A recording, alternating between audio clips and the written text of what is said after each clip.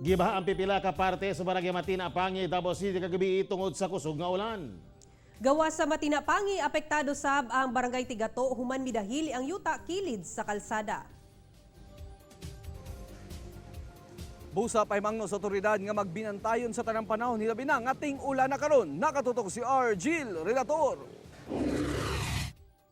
Tungod sa pagbunok sa ulan kagabi, gibaha ang pipila ka bahin sa Davao City. Sa Barangay Matina, Pangi, tungod kay nabanlas ang ginahimong tulay, naabot sab sa halos tagaliog ang tubig baha, diin gisulod na ang pipila ka mga kabalayan.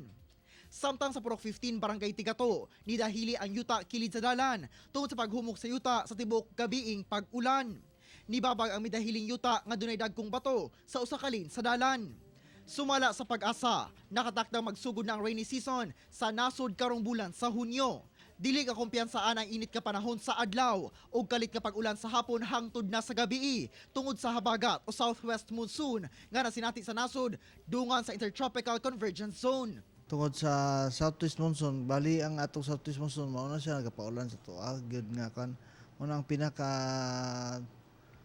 prevailing nga wind system nato karon. Magsugod sa Hunyo hangtod Setyembre ang pag-ulan-ulan. Kinahanglan nga magdala og payong uban pang panagang sa ulan. Ilabi na mga estudyante sanglit posible ang masinating ulan karong panahon.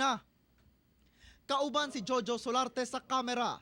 Ako si RG Relator para sa One Mindanao.